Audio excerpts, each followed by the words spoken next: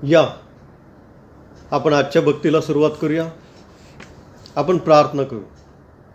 हे सर्वसमर्थ थोर आणि पैशाश परमेश्वरा, देवबाप्पा, आमच्या राजांच्या राजा, आमच्या प्रभूंच्या प्रभू, आजची सर्व भक्ती, आराधना, प्रार्थना, गीत गायन, संदेश देवबाप्पा तू आशीर्वादित कर आणि तुझं गौरव तू आम्हाद्वारे करून घे. प्रभूजी काही चुकल्यास तो आम्हाला क्षमा कर. देवबाप्पा, मुलुंड मराठी ख्रिस्ती मंडळी, CNI चर्च या चर्चचे सिनियर सभासद सिस्टर कुमुदिनी वाघचौरे या देवबाप्पा ख्रिस्तवासी झालेले आहेत. आज त्यांचं फ्युनरल आहे. देवबाप्पा त्यांच्या आत्म्याला तुझी शांती लाभू दे आणि सर्व वाघचौरे परिवार आणि देवबाप्पा त्यांचे सर्व नातेवाईक यांच्या दुःखाचं प्रभू येशू तू सांत्वन कर. तुझे सेवक ख्रिस्तवासी रेव्हरंड पॉल वाघचौरे, हे देवबाप्पा त्यांची सेवा हे सर्व तुला माहिती आहे. तुझी कृपा व तुझा अनुग्रह देवबाप्पा या कुटुंबियांवर सदैव असू दे. सिस्टर कुमुदिनी वाघचौरे, देवबाप्पा यांच्या आत्म्याला तुझी शांती लाभू दे आणि देवबाप्पा तुझी कृपा या सर्व कुटुंबियांवर सदैव राहू दे. ही लांब प्रार्थना आमचा धन्य तारणारा प्रभू येशू ख्रिस्त याच्याद्वारे मागतो नाही बापा, आमेन. आपण देवाच्या गौरवासाठी एक गीत गाऊया. गीत क्रमांक आहे 533.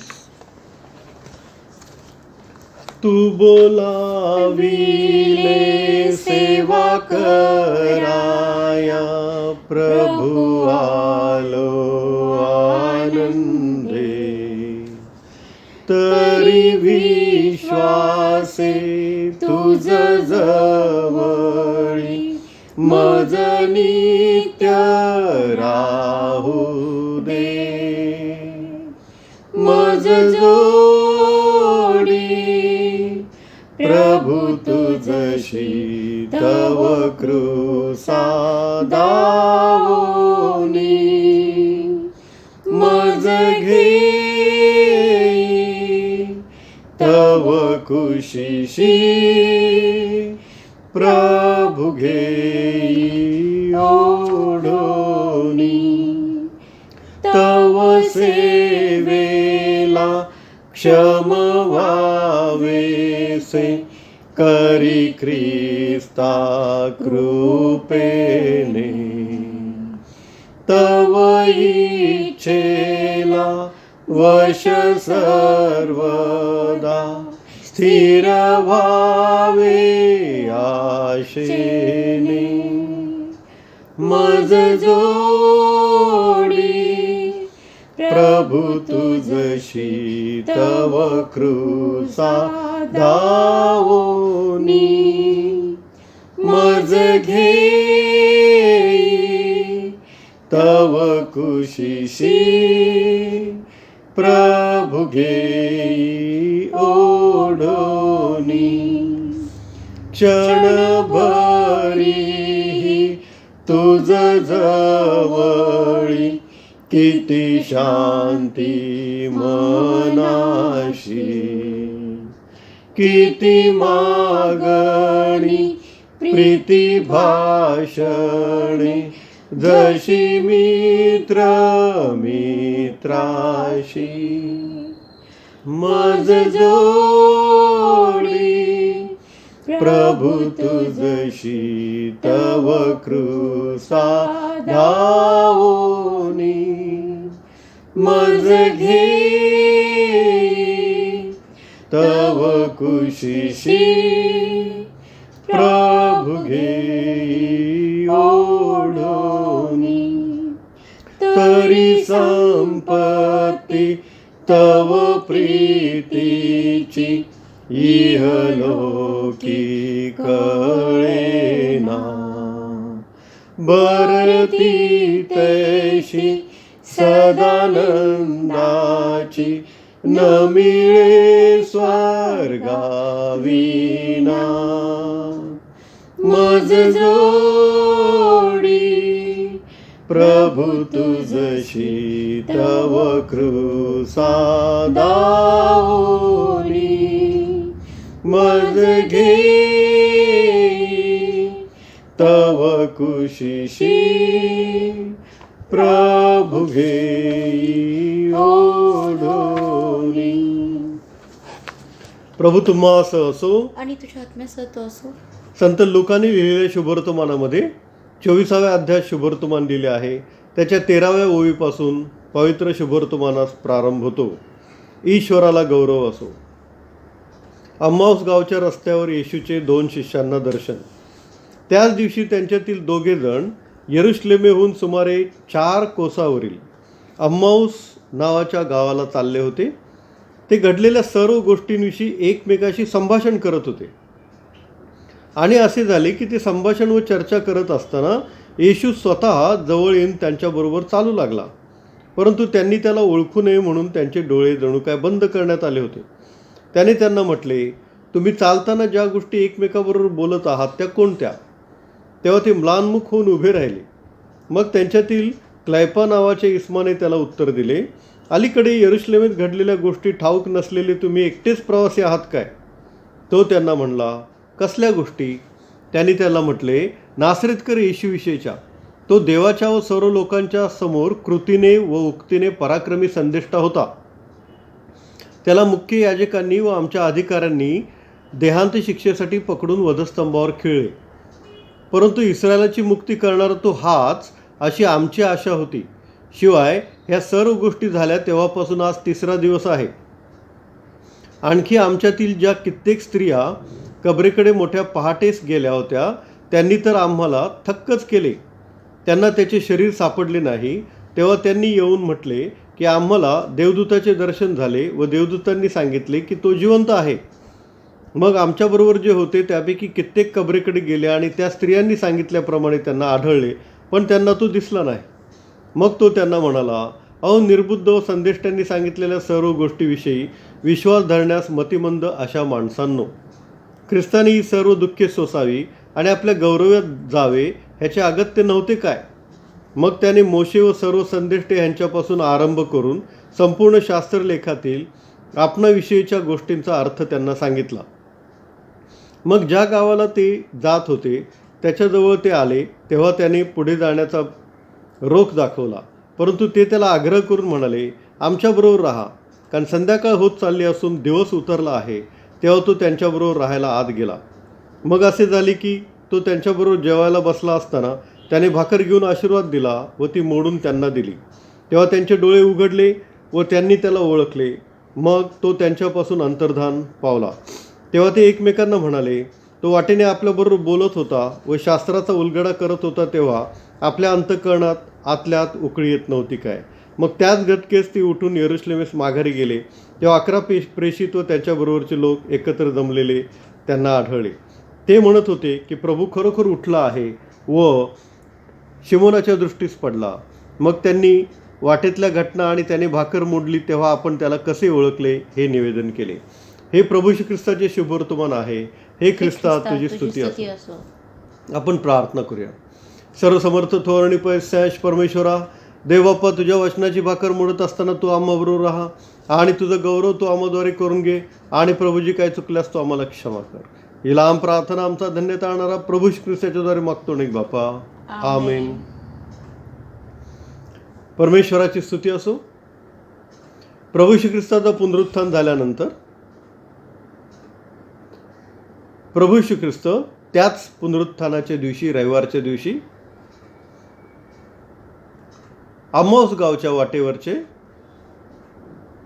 2 जणांना भेटला. आणि ते 2 जण काय करत होते तर ते 2 जण अम्माऊस गावच्या वाटेवर, अम्माऊस गाव हे यरुशलेमेपासून 4 कोस अंतरावर आहे. 4 कोस म्हणजे जवळजवळ 12 ते 13 किलोमीटर अंतरावर आहे. आणि ते काय करत होते, ते घडलेल्या सर्व गोष्टींविषयी एकमेकाशी संभाषण करत होते.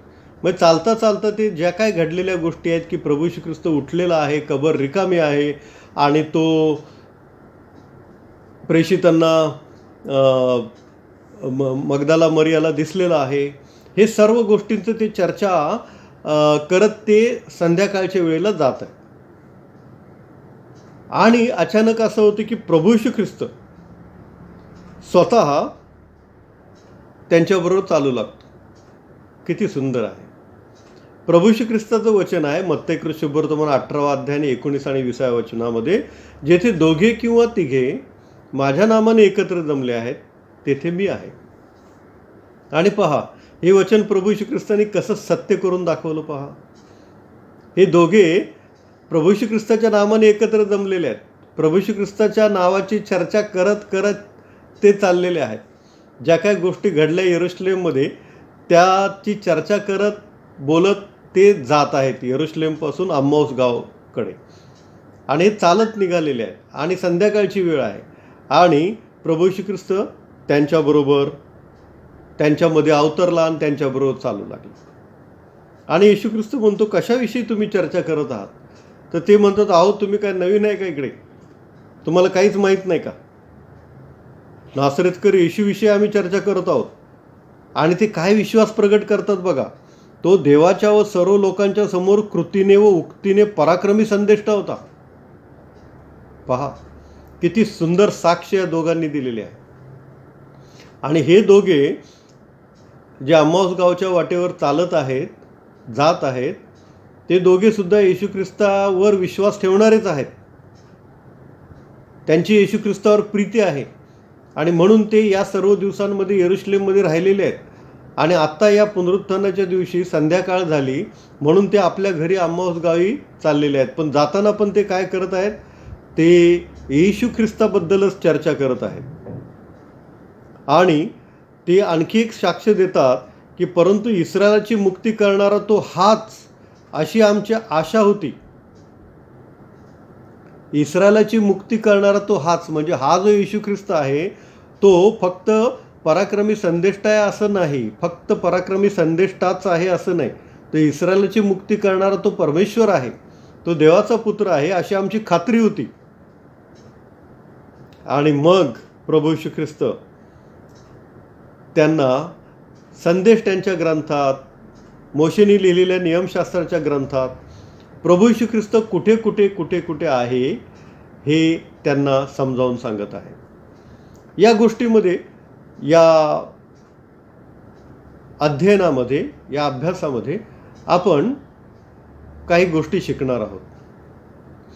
आता हे जे दोघे अम्माऊस गावच्या वाटेवर चाललेले आहेत ते शिष्यांच्या सानिध्यात आहेत. कारण ते काय बोलतात? आमच्यातील ज्या कित्येक स्त्रिया कबरेकडे मोठ्या पहाटेच गेल्या होत्या त्यांनी तर आम्हाला थक्कच केले. आमच्यातील ज्या कित्येक स्त्रिया, म्हणजे हे जे दोघे अम्माऊस गावचे आहेत ते प्रभू श्री ख्रिस्ताच्या शिष्यांबरोबरच होते. 12 शिष्य जे प्रभू श्री ख्रिस्ताचे, त्यातला एक गेला, 11 शिष्य आणि इतर जे त्याचे शिष्य होते त्यांच्याबरोबरच हे राहिले होते, त्यांच्याबरोबरच हे थांबले होते. कारण ते म्हणतात आमच्यातील ज्या कित्येक स्त्रिया, म्हणजे शिष्यांचा जो गट होता त्या शिष्यांच्या गटामध्ये हे सामील झाले होते, सहभागी झाले होते, त्यांच्याबरोबर हे वावरत होते, राहत होते. आणि या कठीण दिवसांमध्ये, प्रभू श्री ख्रिस्ताच्या वधस्तंभाच्या दिवसांमध्ये पण ते तिथेच या शिष्यांबरोबर होते. ही पहिली गोष्ट आपल्याला पाहायला आणि शिकायला मिळते, ती ही की शिष्यांच्या सानिध्यात आपण राहिलं पाहिजे. शिष्यांच्या सानिध्यात आपण राहिलं पाहिजे. शिष्यांच्या म्हणजे कुणाच्या? धार्मिक जनांच्या. धार्मिक जन कोण? हे स्तोत्र 1 मध्ये आपल्याला दावीद राजाने फार सुंदर सांगितलेलं आहे. धन्य तो पुरुष जो दुर्जनांच्या मसलतीने चालत नाही.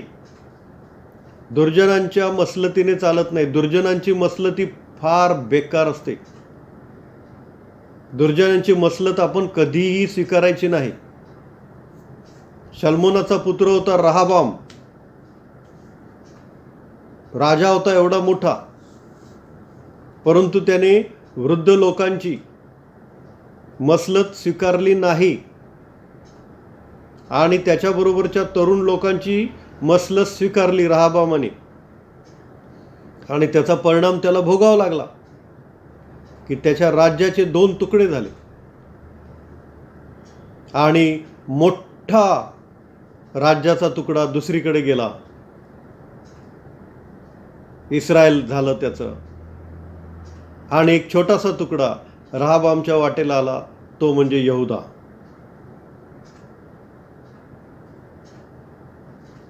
तर दुर्जनांची मसलत आपण घ्यायची नाही, स्वीकारायची नाही. तर देवाच्या वचनाच्या आधारे त्याचं चिंतन मनन करून आपण देवाच्या सेवकांची, धार्मिक जनांची संगत ठेवून त्यांची मसलत घ्यायची.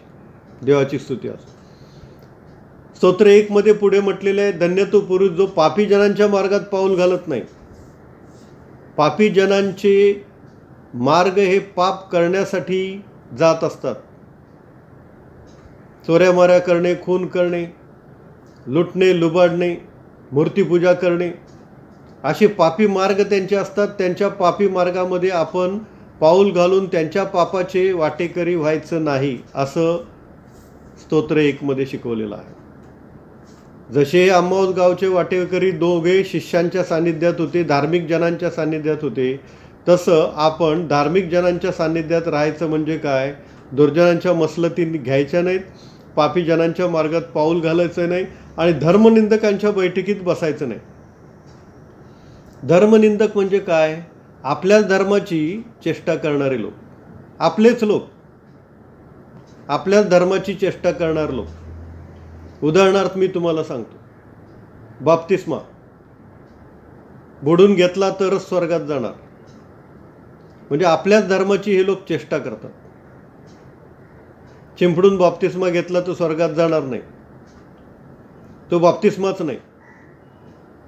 म्हणजे आपल्याच धर्माची हे लोक चेष्टा करतात, आपल्याच धर्माची ती निंदा करतात. आणि त्यामुळं काय होतं, पुष्कळ लोक कॉन्फ्यूज होतात, त्यांचे विचार बदलतात आणि त्यामुळं पुष्कळ लोक धर्म सोडून पण जातात. नवीन विश्वासात येणारे ते विश्वासात टिकून राहत नाही. उजवीकडच्या चोराला प्रभू श्री ख्रिस्तांनी विचारलं का, हो तुझा बाप्तिस्मा झालाय का? नाही विचारलं. देवाची स्तुती असो. तर डायरेक्ट प्रभू श्री ख्रिस्त बोलला की तू आज माझबरोबर सुख लोकात असशील.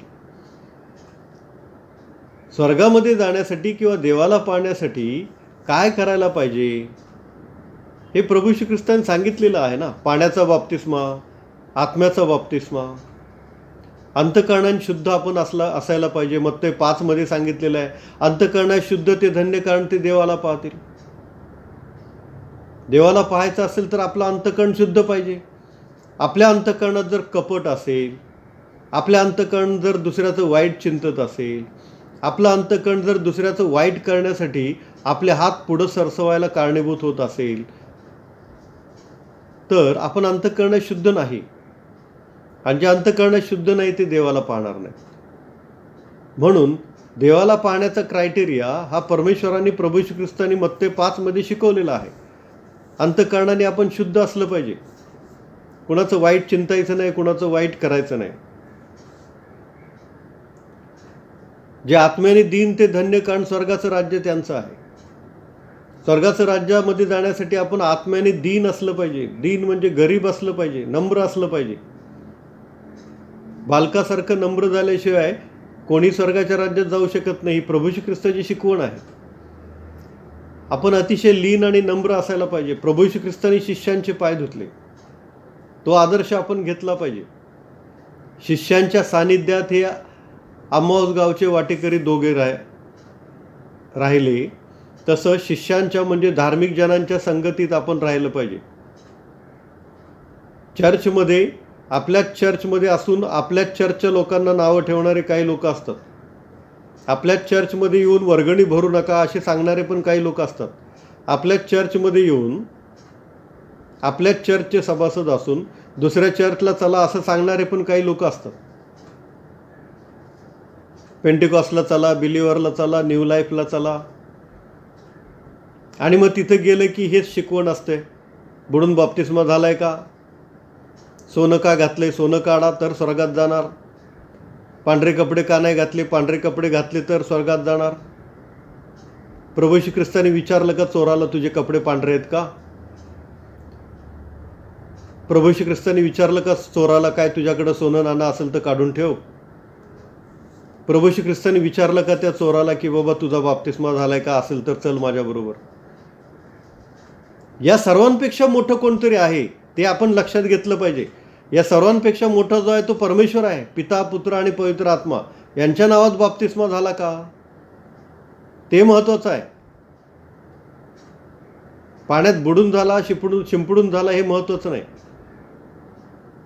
पिता, पुत्र आणि पवित्र आत्मा यांची उपस्थिती होती का, हे महत्त्वाचं आहे. म्हणून धर्मनिंदक जे आहेत त्यांच्या बैठकीत बसू नका असं स्तोत्र 1 मध्ये म्हटलेलं आहे. आणि म्हणून आपण काय केलं पाहिजे, जसे आम्हाऊस गावच्या वाटेवरचे लोक शिष्यांच्या सानिध्यात होते तसं आपण धार्मिक जनांच्या सानिध्यात राहिलं पाहिजे. दुसरी गोष्ट म्हणजे ते देवाचं चर्चा करत चालले होते. प्रभू श्री ख्रिस्ताबद्दलची चर्चा ते करत चालले होते की तो उठलेला आहे, स्त्रियांना कबर रिकामी अशी आढळलेली आहे वगैरे. म्हणजे आपण चालता बोलता उठता बसता प्रभू श्री ख्रिस्ताच्या वचनाचं चिंतन आणि मनन केलं पाहिजे. स्तोत्र 1 मध्येच म्हटलेलं आहे, तर परमेश्वराच्या शास्त्रात अहोरात्र रमतो तो धन्य. तर परमेश्वराच्या शास्त्रामध्ये आपण रमलं पाहिजे. त्याच्या शास्त्राचं, त्याच्या वचनाचं आपण चिंतन आणि मनन केलं पाहिजे. अनुवादाचं पुस्तक आहे 6वा अध्याय 6 ते 8 या वचनामध्ये असं म्हटलेलं आहे, ज्या गोष्टी मी तुला सांगत आहे त्या तुझ्या हृदयात ठसव, त्या तू आपल्या मुलाबाळांच्या मनावर बिंबव आणि घरी बसलेले असताना, मार्गाने चालत असताना, निसताना उठताना त्याविषयी बोलत जा. म्हणजे जे देवाचं वचन आहे, अनुवाद 6:6-8 मध्ये असं म्हणतं की त्या देवाचं वचन तुम्ही निसताना, उठताना, मार्गाने चालत असताना, बसले असताना त्याविषयी बोलत जा. आपल्या मुलांना ते शिकव. म्हणजे आपण मार्गाने जरी जात असलो किंवा आपण प्रवासामध्ये जरी जात असलो तरी काही वेळ आपण देवाचं वचन ऐकायला पाहिजे. कारण आपण प्रवासाने जाताना आपल्याला काहीच काम नसतं. ड्युटीला जातो, 2 तास किंवा 1 तास प्रवास असतो, काहीच काम नाही. त्यावेळेत काही थोडा वेळ आपण देवाचं वचन ऐकायला पाहिजे, असं अनुवाद 6वा अध्याय 6 ते 8 वचन आपल्याला सांगतं. मार्गात असताना सुद्धा तुम्ही देवाचं वचन ऐका. म्हणजे काय होईल, म्हणजे तिथं आशीर्वाद दिलेले आहेत. तू दीर्घायुष्य होशील आणि तुझं कल्याण होईल, असे आशीर्वाद दिलेले आहेत. देवाची स्तुती असो. यहोशुआ 1 अध्याय 8 आणि 9 वचन, हे दोघं आम्हाऊस गावच्या वाटेवरचे जे लोक आहेत दोघं, ते येशू ख्रिस्ताच्या बद्दल चर्चा करत जात आहेत. आपण वचनाचं चिंतन आणि मनन करायचं आहे असं आपण शिकत आहोत. यहोशुआ 1:8-9, नियमशास्त्राचा हा ग्रंथ तुझ्या मुखी सदैव असू दे. त्यात जे काही लिहिले आहे ते तू काळजीपूर्वक पाळ आणि रात्रंदिवस त्याचे मनन कर, म्हणजे तुझा मार्ग सुखाचा होईल व तुला यशप्राप्ती घडेल. म्हणजे आपला मार्ग सुखाचा होण्यासाठी आणि आपल्याला यशप्राप्ती घडण्यासाठी हा यशाची गुरुकिल्ली आहे. 90% 95% ही यशाची गुरुकिल्ली नाही, तर देवाच्या वचनाचं चिंतन आणि मनन करणे ही यशाची खरी गुरुकिल्ली आहे. कारण देवाचं वचन सत्य आहे, ते काल आज आणि युगानुयुग सारखंच आहे. प्रभू श्री ख्रिस्त आणि आकाश आणि पृथ्वी नाही शिवतील परंतु देवाचं वचन नाही सवणार नाही. आणि ते वचन सांगते की तुझा मार्ग सुखाचा होण्यासाठी आणि तुला यशप्राप्ती घडण्यासाठी तू हे जे काय देवाचं वचन आहे त्याचं चिंतन आणि मनन कर. म्हणून हे दोघं आम्हाऊस गावच्या वाटेवरचे जे चालले होते ते देवाच्या वचनाचं चिंतन मनन करत चालले होते. प्रभू श्री ख्रिस्ताबद्दल बोलत चालले होते.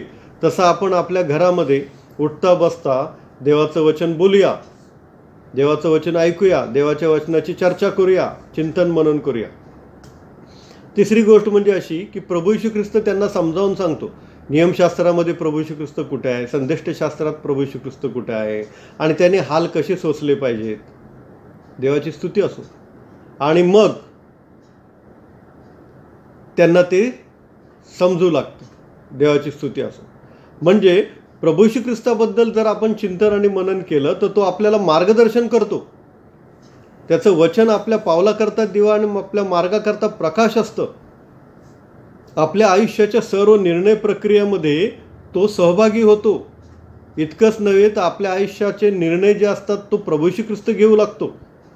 आणि जेव्हा प्रभू श्री ख्रिस्त आपल्या आयुष्याचे निर्णय घेतो तेव्हा आपल्याला आशीर्वादच आशीर्वाद मिळतात. कारण त्याच्या योजना ज्या आहेत त्या आपल्याबद्दल सर्व चांगल्या आहेत.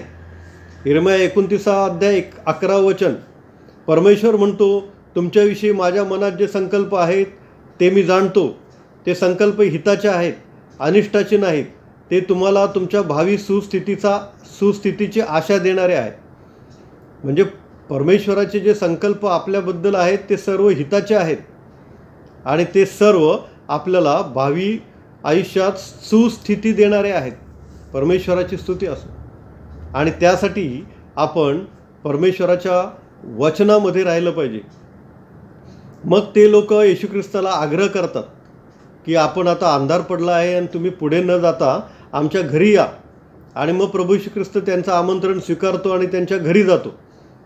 खरोखर प्रभू येशू ख्रिस्त आपल्या घरी आला पाहिजे. त्याचं वास्तव्य आपल्या घरामध्ये असलं पाहिजे. कारण तो घरी आला की आपल्या घराला आशीर्वाद आशीर्वाद आशीर्वाद मिळतात. जक्कयाच्या घरी गेला आणि प्रभू येशू ख्रिस्तांनी सांगितलं की आज या घराला तारण प्राप्त झाले आहे. या अम्माऊस गावच्या घरी या दोघांच्या तो गेला आणि त्याने भाकर मोडली आणि त्यांना आशीर्वाद दिला. आपल्या घरी पण प्रभू येशू ख्रिस्त आला पाहिजे. त्याने आपल्याला आशीर्वाद दिला पाहिजे. त्यासाठी आपण त्याला आमंत्रण दिलं पाहिजे, ये प्रभू येशू आमच्या घरी ये. कारण इब्रीमध्ये एक शब्द आहे बराक. बराक म्हणजे आशीर्वाद. नीतिसूत्रे 10 अध्याय 22 वचन आपल्याला असं सांगते की परमेश्वराचा आशीर्वाद समृद्धी देतो. त्याबरोबर तो आणखी कष्ट देत नाही. जर आपल्याला समृद्धी पाहिजे, परमेश्वराचे आशीर्वाद पाहिजे, तर बराक म्हणजे आशीर्वाद. याचा अर्थ काय? ब म्हणजे बेथ म्हणजे घर, रा म्हणजे रेश म्हणजे मस्तक, ख म्हणजे खेत म्हणजे तळहात. परमेश्वराच्या तळहाताचे आशीर्वाद. तळहात आपल्या डोक्यावर पाहिजे, मस्तकावर. परमेश्वराचा तळहात आपल्या बेथ म्हणजे घरावर पाहिजे. म्हणजे बराक म्हणजे आशीर्वाद. परमेश्वराची उपस्थिती आपल्या घरामध्ये पाहिजे. त्याच्या आशीर्वादाचा हात आपल्या मस्तकावर पाहिजे. म्हणजे आपल्याला काय मिळतात? आशीर्वाद मिळतात, समृद्धी मिळते. हे जर आपण करतो तर तो भाकर मोडतो आपल्या घरात येऊन. आणि त्याने भाकर मोडली की आपल्याला माहिती आहे 5,000 जणांना पुरून उरेल इतका आशीर्वाद असतो. पुरून उरेल असा आशीर्वाद आपल्याला परमेश्वर देतो. आपलं पात्र काठोकाठ भरून वाहील इतका आशीर्वाद आपल्याला असतो. आणि याचा अनुभव आपण घेतो. देवाची स्तुती असो. या अम्माऊस गावच्या वाटेवरच्या या उतार्यामध्ये किंवा शास्त्रामध्ये आपण काय काय शिकलो? पहिलं म्हणजे असं की आपण शिष्यांच्या सानिध्यात राहिलं पाहिजे, जसे ते दोघे शिष्यांच्या सानिध्यात होते. दुसरं म्हणजे वचनाच्या सानिध्यात आपण राहिलं पाहिजे, जसे ते येशू ख्रिस्ताची चर्चा करत चालले होते. तिसरं म्हणजे आपण पाहिलं की प्रभू येशू ख्रिस्त आपल्याला वचन समजावून सांगतो, तसं देवाने आपल्याला वचन समजावून सांगितलं पाहिजे. चौथं आपण पाहिलं की प्रभू येशू ख्रिस्त त्यांच्या घरी येतो. आपण त्याला आमंत्रण दिलं पाहिजे. म्हणजे प्रभू येशू ख्रिस्त आपल्या घरी येऊन आपल्या घराला आशीर्वाद देईल आणि तो भाकर मोडली म्हणजे आपल्याला पुरून उरेल असा आशीर्वाद मिळेल. प्रभू येशू तुम्हाबरोबर सर्वदा असो. आपण प्रार्थना करूया. हे सर्वसमर्थ देवप्पा, तुझी उपस्थिती आमच्याबरोबर सदैव असू दे. तुझी उपस्थिती आमच्या घरामध्ये सदैव असू दे. प्रभू येशू नावात मागतो नाही बापा, आमेन. आपण आपलं अर्पणे आदराने व सद्भावाने प्रभूला सादर करूया. यावेळेला गीत क्रमांक 506. तन मन धन प्रभु तव चरणी, तन मन धन प्रभु तव चरणी. आपण प्रार्थना करूया. सर्वसमर्थ देवप्पा, हे जे काय दान तुझ्या वेदीपुढे आणलेले ते तू आशीर्वादित कर आणि देवप्पा तुझ्या गौरवासाठी, तुझ्या देवराज्याच्या वाढीसाठी, मंदिराच्या डागडुजीसाठी याचा उपयोग कर. ही लहान प्रार्थना आमचा धन्यता आणणारा प्रभू येशू मागतो आणि बापा, आमेन. हे आमच्या स्वर्गातील बापा, तुझे नाम पवित्र मानले जावो, तुझे राज्य जसे स्वर्गात तसे पृथ्वीवर. तुझ्या इच्छेप्रमाणे हो. आमची रोजची भाकर आज आम्हाला दे, आणि जसे आम्ही आमच्या ऋणी असून सोडले आहेत तशीच तू आमच्या ऋणी आम्हाला सोड. आणि आम्हाला परीक्षेत आणू नकोस, तर आम्हाला वाटापासून सोडू. कारण की राज्य, सामर्थ्य आणि गौरव सर्व काळ तुझीच आहे, आमेन. आणि आता मेंढरांचा मान विणफळ जो परमेश्वर याची दया, आमचा तारणारा प्रभू येशू ख्रिस्त याची कृपा आणि पवित्र आत्म्याची सहभागिता तुम्हा सर्वांबरोबर आणि मजबरोबर आता आणि सदा सर्व काळ असो, आमेन. सुवंद्य देवा परात्पर स्तवा हो खाली हो तो बाप पुत्र आत्म्याचा त्रैक्याला त्या अनंत आमेन. प्रभू येशूची शांती तुम्हा सर्वांबरोबर असो. आमेन. आमेन.